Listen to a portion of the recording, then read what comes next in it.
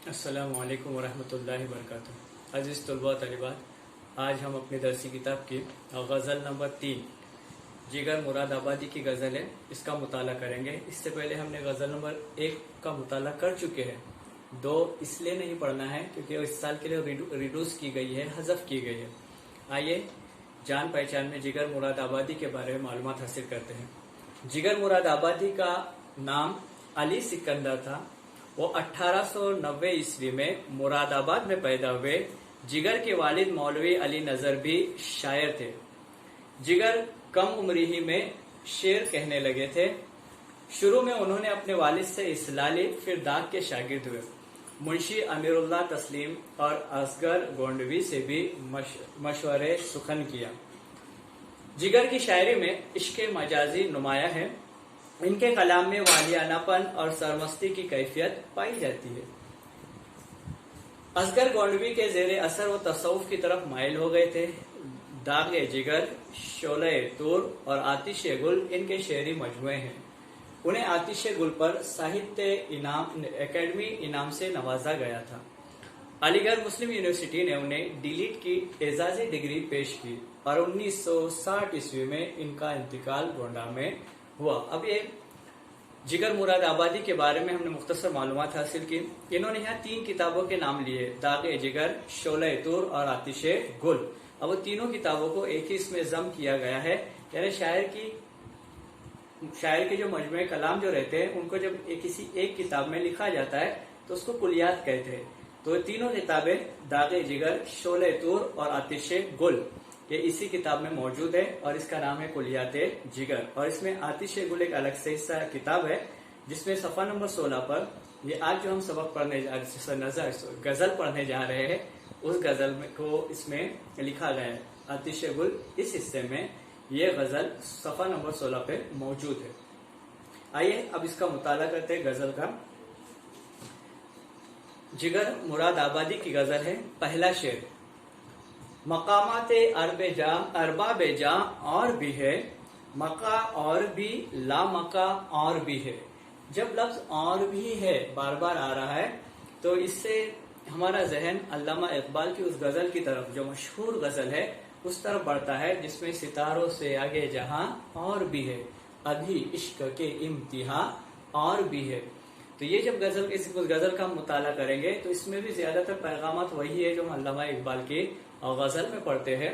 तो उस गजल में जो पैगामात है नौजवानों के लिए, इसमें भी कई जगह ऐसे पैगामात हमको मिलेंगे जो आगे बढ़ने के लिए है। पहला ही शेर जिसको हम लोग मतला कहते हैं, तो मतला देखते हैं। पहला मिसरा, मकामाते अरबाब जा और भी है, मका और भी, ला मका और भी है। अब अरबाब जहाँ कहा जाता है जाके मालिक को, यानी मुराद इंसान, यानी एक इंसान का एक ही मकाम नहीं है, इसके अलावा है। ईमान वाले का अकीदा है कि आज जो दुनिया में हमारा मकाम है, कल क़यामत के दिन और एक हमें जिंदगी मिलने वाली है। यानी ये हमारा मकाम और वो हमारा ला मका, जिसको आखिरत से ताबीर किया जाता है कि दुनिया है और दुनिया के बाद और आगे चल के हमको एक मकान दिया जाएगा या हम इस एक आलम में पहुंचेंगे, एक जहां में पहुंचेंगे। इसको यहाँ ला मका कहा गया है। मका और ला मका ये दोनों अल्फाज मानवी एतबार से एक दूसरे की जिद है। इसके लिए इस शेर को भी मुतजाद या सनत तजाद वाला शेर कहते हैं। मकामाते अरबाब जा और भी है, मका और भी, ला मका और भी है। अब अरबाब कहा जाता है रब की जमा को, जिसको आका कहते हैं, मालिक कहते हैं। कि दुनिया में इंसान के मकामात एक ही नहीं बल्कि एक से ज्यादा है। मका और भी, ला मका और भी है, यानी इंसान दुनिया में है, वो एक मका है उसका, एक आलम उसको जाना है वो आखिरत में है, वो भी उसका क्या है, मका है। इंसान आलम में अरवा में था, माँ के पेट में था, माँ के पेट से दुनिया के पेट में आया, दुनिया के पेट से कब्र के पेट में चला जाएगा और कब्र के पेट से फिर आखिरत की मंजिलें हैं, उन मंजिलों में उसे वो जहां मिल जाएगा। यानी इंसान है जो है उसको एक ही मका नहीं बल्कि उसके साथ मकादर मका है, एक जगह से दूसरी जगह मुंतकिल होना ये इंसान की फितरत है। इंसान एक जगह से दूसरी जगह जाएगा, इसका एक कोई मका मखसूस नहीं। उसको एक जगह जब यहाँ आया है तो ये उसके लिए मुसाफिर खाना रहेगा। कुछ दिनों के बाद, कुछ लम्हों के बाद, कुछ घंटों के बाद और कुछ अरसों के बाद जो भी उसकी उम्र है वो मुकम्मल होने के बाद उसे दूसरे जहां जाना है। मुकम्मल नहीं है जुनून तजस्सुस, مسلسل جہاں در جہاں اور بھی ہے. اب تجسس کہا جاتا ہے تلاش کو. تجسس کہا جاتا ہے تلاش کو. کسی بھی چیز کی جستجو کرنا، کسی چیز کو تلاش کرنا، اس کو تجسس کہتے ہیں. مکمل نہیں ہے جنون تجسس، مسلسل جہاں در جہاں اور بھی ہے. یعنی انسان کا جو جنون ہوتا ہے، اب جنون الگ الگ ہوتا ہے. جنون حقیقی ہوتا ہے، جنون مصنوی ہوتا ہے، جنون مجازی ہوتا ہے.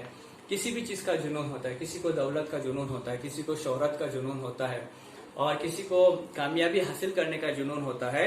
تو مکمل نہیں ہے جنون تجسس، یعنی انسان جب کسی چیز کی تلاش کرتا ہے تو جس کا جنون، اس کی تلاش مکمل نہیں ہوتی. کیوں نہیں ہوتی؟ مسلسل جہاں در جہاں اور بھی ہے. انسان کوئی چیز ایک تلاش کر لیتا ہے تو وہاں اس کی تلاش مکمل نہیں ہوتی، اسے اور تلاش کرتا ہے. جیسے انسان نے بجلی ایجاد کی تو شروع میں تو آپ نے دیکھے ہوں گے بالکل سادے بلب تھے، ہے نا، وہ بھی کیسے 60 وولٹیج کے، جو آپ نے دیکھے ہوں گے دکانوں وغیرہ میں 15 روپے میں ملتے تھے. لیکن اس کی تجسس وہاں، اس کا تلاش ختم نہیں ہوئی بلکہ اس کو اور بڑھتا چلا گیا. تو پھر اس نے دیکھے ہوں گے بجلی میں اس نے کیا کیا ترقی کی ہے. یعنی جب انسان جستجو کرتا ہے، کسی چیز کی تلاش کرتا ہے تو اس کو وقت کم پڑتا ہے، اور اس کے لیے ایک جہاں نہیں بلکہ اس سے جہاں اور بھی ہے. یعنی ستاروں سے آگے جہاں اور بھی ہے. تو انسان کے جنون کے لیے، انسان کی تجسس کے لیے، انسان کی تلاش کے لیے ایک جہاں کافی نہیں، اس کے سامنے اور بھی جہاں ہے، اور اسے جستجو کرنا ہے، تحقیق کرنا ہے. تحقیق کرتے کرتے وہ بہت ہی آگے نکل جائے گا، لیکن اس کی تحقیق ختم نہیں ہوگی، اور تحقیق میں اس کے اندر دلچسپی پیدا ہوگی، اور اس کے سامنے جہاں کھلتے چلے جائیں گے. جیسے انسان دنیا میں ہے، لیکن جب وہ آگے بڑھنے لگا تو ستاروں تک پہنچ گیا، ستاروں کی تلاش لینے لگا، پھر وہاں اپنے سیٹلائٹ اس نے نصب کیے، اور کیا کیا انسان کر رہا ہے. یہ اس کی جستجو ہے، یہ اس کا جنون ہے، اور اس کا یہ کیا ہے؟ عشق ہے. پاگل پن تو نہیں کہنے کے لیے، تجسس ہے، اس کا تلاش ہے. تو انسان کی تلاش کبھی ختم نہیں ہوتی. انسان آگے ہی تلاش کرتا رہتا ہے، اور کسی بھی چیز کو انتہا تک پہنچنے کی فکر کرتا ہے. جیسے یہ پہلے سمندر تھا، آج بھی ہے. تو سمندر میں صرف پہلے تو اوپر تیرنا سیکھا انسان نے، لیکن پھر اندر بھی وہ چلا گیا اور آکسیجن لے کر چلا گیا، اور پھر اندر سے بھی، جس کو سیپی کہتے، صدف کہتے، وہاں سے بھی موتی اس نے نکالنا شروع کیا. سمندری خزانے کو اندر سے جستجو کر کے اس نے نکالنا شروع کیا. تو انسان جب جستجو کرتا ہے تو چھپی ہوئی معدنیات کو، چھپے ہوئے خزانے کو اوپر لاتا ہے، اور اس میں بھی تلاش جاری رکھتا ہے. اس کی تلاش کبھی ختم نہیں ہوتی.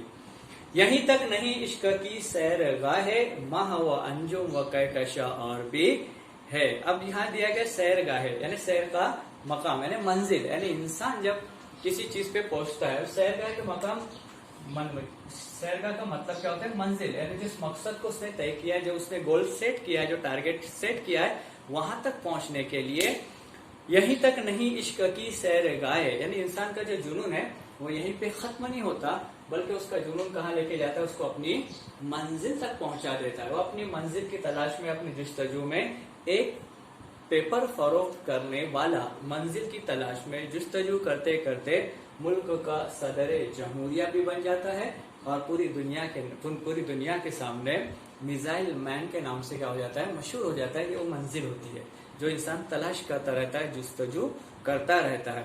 یہیں تک نہیں عشق کی سیر گاہ ہے، ماہ و انجم و کہکشاں اور بھی ہے. ماہ و انجم یعنی انجم نجم سے بنا ہے، نجم یعنی ستارے، انجم یعنی بھی ستارے.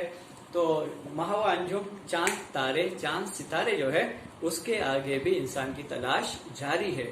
پہلے تو صرف لوگ چاند تاروں کو اپنی کہانیوں میں بیان کرتے تھے، لیکن انسان نے ترقی کی، تلاش کی، جستجو کی. تو جستجو کرتے کرتے چاند پر بھی کیا ہو گیا؟ انسان کے قدم پہنچ گئے. تو انسان کی جو جستجو ہے، انسان کی جو تلاش ہے، وہ ستاروں کے آگے بھی ہے، چاند تاروں تک پہنچ چکی ہے، اور انسان ابھی بھی تلاش کر رہا ہے، تحقیق کر رہا ہے. یہ تحقیق اس کی ابھی ختم نہیں ہوئی ہے.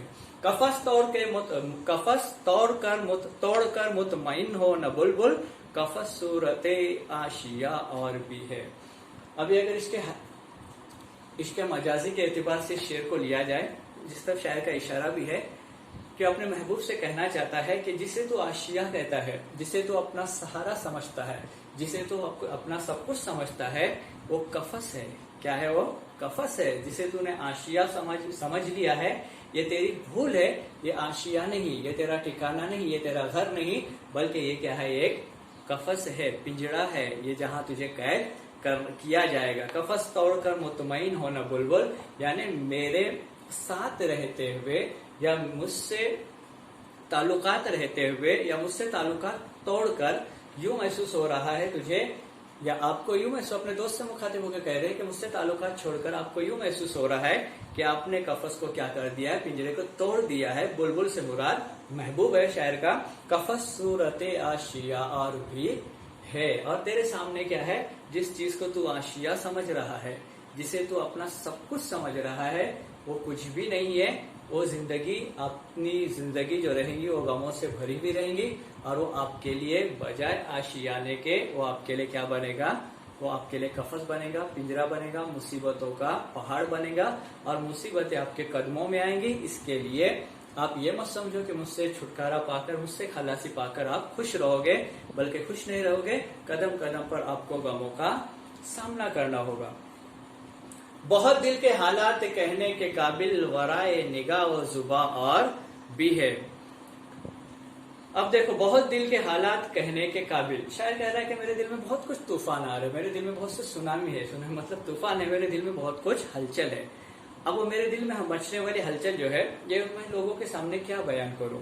بہت دل کے حالات کہنے کے قابل، دل میں جو باتیں آتی ہے، خواہشات آتی ہے، جو بھی چیزیں آتی ہے، ان کو اگر میں بیان کرنا چاہوں تو بیان کرنے کے قابل ہے، لیکن ورائے نگاہ و زباں اور بھی ہے، لیکن نگاہ اور زبان سے ظاہر ہونے والی باتوں سے کیا وہ سب دور ہے۔ ورائے نگاہ یعنی نگاہ اور زبان سے ظاہر ہونے والی باتوں سے دور ہے، یعنی نگاہ جو ہے یہ بھی بالکل خاموش ہے، یہ بات نہیں کر رہی، مطلب ہے کہ خاموش ہے، زبان بھی خاموش ہے، لیکن نگاہ اور زبان بھی بات کر رہی ہے، نظر کے اعتبار سے خاموش ہے، لیکن آنکھی کے معنوں میں وہ بھی بیان کر رہی ہے، جو دلوں پہ گزرتی ہے اس کو بیان کیا جا رہا ہے۔ ورائے نگاہ زبان اور بھی ہے، اگر میری زبان خاموش ہے، میری نگاہ نیچی ہے، لیکن یہ نگاہ بہت کچھ کہتی ہے، یہ زبان بہت کچھ کہہ رہی ہے۔ کیا کہہ رہی ہے؟ بہت دل کے حالات کہنے کے قابل، میرے دل میں اٹھنے والے آرزوئیں، تمنائیں، خواہشیں، جو بھی چیزیں، وہ سب بیان کرنے کے قابل ہے، لیکن میں پھر بھی تعظیماً خاموش ہوں۔ اس کا مطلب ہے کہ میری زبان بند ہے، لیکن میری آنکھیں بھی نیچی ہے، یا میری آنکھیں بھی کیا کرے، اس کو بیان کرنا چاہتی ہے، لیکن ان تمام چیزوں سے میری آنکھیں بھی اور میری زبان بھی کیا ہے، بہت دور ہے، ظاہر نہیں کر پا رہی ہے۔ کرنا بہت کچھ چاہتے ہیں، لیکن کر نہیں پا رہے، اس کا اظہار نہیں کر پا رہے۔ اب دیکھو، صبا خاک کے دل سے بچا اپنا دامن۔ اب صبا کہا جاتا ہے، اکثر تو ہوا کے لیے استعمال کرتے ہیں، لیکن ایسی ہوا جو خوشگوار ہو، تو خوشگوار جو ہوا رہتی ہے، اس خوشگوار ہوا کو صبا کہتے ہیں۔ شمیم کہتے ہیں صبح کی جو صبح کی ٹھنڈی ہوا ہے، اس کو نسیم کہتے ہیں۔ صبح جو ٹھنڈی ہوا چلتی ہے، آہستہ آہستہ ہولے ہولے چلتے ہیں، اس کو نسیم کہتے ہیں۔ اور شمیم کہتے ہیں کہ جو خوشبودار ہوا چلتی ہے، اس کو شمیم کہتے ہیں۔ اور صبا اس کو کہتے ہیں ایسی ہوا جو خوشگوار ماحول پیدا کرے یا خوشگوار ہو۔ تو صبا خاک کے دل سے بچا اپنا دامن، ابھی اس میں چنگاریاں اور بھی ہے۔ میں شاعر کہنا یہ چاہتے ہیں کہ اے صبا، یعنی خوشگوار ہوا چلنے والی ہے اور جو چل رہی ہے، یہ کیا اپنا دامن بچا لے۔ کیوں بچا لے؟ صبا خاک کے دل سے بچا اپنا دامن، کہ میرے دل میں جو خاک ہے، میرے دل میں جو راکھ ہے، وہ میرے دل میں جو بھی راکھ ہے یا خاک، میرے دل میں جو خاک ہے اور میرے دل میں اٹھنے والی جو چیزیں ہیں، چنگاریاں جو تھی، آگے آئے، ابھی اس میں چنگاریاں اور بھی ہے۔ اے صبا، میرے دل کی خاک سے ذرا اپنا دامن بچانا، میرے دل میں جو امنگیں ہے یا میرے دل میں جو زخم ہے، ان سے ذرا دور ہی رہنا۔ اگر آپ قریب آ گئے تو میرے اندر کے چنگاریاں جو ہے وہ ابھریں گی، اور چنگاریاں ابھر کر وہ آگ لگا سکتی ہے، مطلب ہے کہ چھوٹی چھوٹی جو باتیں ہیں وہ آگ بھڑکا سکتی ہے۔ صبا خاک کے دل سے بچا اپنا دامن، ابھی اس میں چنگاریاں اور بھی ہے۔ میرے دل میں جو بھی چنگاریاں ہے، باہر کے دیکھنے کے اعتبار سے بالکل خاموش ہے، لیکن اگر آپ قریب آ جائیں گے، اپنے محبوب سے کہہ رہے، دوست سے کہہ رہے، تو اندر کی جو چنگاریاں ہے وہ آگ پکڑ سکتی، شعلہ بار ہو سکتی ہے۔ یعنی چنگاریاں کیا ہو سکتی ہے؟ شعلہ برپا کر سکتی ہے۔ اس کے لیے مجھے میرے خاک کے دل سے اب اپنا دامن بچا کر ہی رکھنا۔ اب آخری جو شعر ہے، اس کو ہم لوگ مقطع کا شعر کہتے ہیں۔ پہلا مطلع ہوتا ہے اور آخری مقطع ہوتا ہے۔ مقطع اس لیے ہوتا ہے کہ شاعر اپنا وہاں کلام کیا کر دیتا ہے؟ منقطع کرتا ہے۔ انہیں جب سے ہے اعتماد محبت، اور مجھ سے جگر بدگما اور بھی अब एतिमाद के माने होते हैं भरोसा। एतिमाद के माने क्या होते हैं? भरोसा। अब दूसरा दिया है बदगुमा। बदगुमा के माने होते हैं शक। एक तरफ एतिमाद है, भरोसा है, दूसरी तरफ शक है। तो शायद जब इस शेर में ऐसे दो अल्फाज इस्तेमाल करते हैं जो मानवी एतबार से, यानी माने के एतबार से, जहाँ यहाँ भरोसा लिया गया, एतिमाद दिया गया है, और यहाँ बदगुमा लिखा गया है, ये शक लिखा गया है, तो मानवी एतबार से एक दूसरे की क्या है? ये जिद है। तो ऐसे शेर को भी सनद तजाद कहते हैं। उन्हें जब से है एतमाद मुहाबत, और मुझसे जिगर बदगुमा और भी है। अब शायर कहना चाहते हैं कि मुझे एतमाद हो चुका है मेरे दोस्त का, मेरे महबूब का, मैं एतमाद हासिल कर चुका हूँ, और एतमाद हासिल करने के बावजूद भी मुझे कभी कभी यूं महसूस होता है कि मेरा दोस्त, मेरा महबूब मुझसे नाता क्या कर देगा? तोड़ देगा, और एतमाद होने के बावजूद वो मुझसे क्या हो जाएगा? जुदाई अख्तियार कर लेगा, या चंद लम्हों के बाद वो मुझसे दूर चला जाएगा। यानी वो अपने एतिबार जो हासिल कर चुके हैं मोहब्बत का, उस एतिबार पर भी उन्हें एतिबार नहीं है, भरोसा नहीं है कि न मालूम किस वक्त मेरा महबूब मुझसे बिछड़ जाएगा, न जाने किस वक्त मेरा महबूब मुझसे दूर चला जाएगा। वो मुझसे जिगर बदगुमा और भी है। वो अपने आप से मुखातिब होकर कह रहे हैं कि मैं अपने आप पर शक कर रहा हूँ, मैं अपने आप पर मशकूक हूँ कि शायद एतिबार मोहब्बत हासिल करने के बावजूद भी मैं अपनी मोहब्बत को, अपने दोस्त को पा नहीं सकूंगा, और मेरा दोस्त, मेरा महबूब मुझसे कहीं दूर चला जाएगा। अब ये जो गजल थी, उस गजल में ज्यादातर बातें ये बताई गई कि इंसान की जो तलाश है, इंसान की जो जुस्तजू होती है, वो कहीं महदूद नहीं होती बल्कि लामहदूद होती है, और इंसान को अपनी जुस्तजू को कायम रखने के लिए जिद्दोजहद, मेहनत और सख्त मेहनत करने की जरूरत होती है। ये गजल नंबर 3 थी जो आज हमने यहाँ पढ़ लिए। ये गजल के जो जवाबात हैं वो आपको वीडियो के साथ साथ आपको सेंड किए जाएंगे, उसको अपनी क्लास वर्क की बुक में लिखना है। अस्सलामु अलैकुम।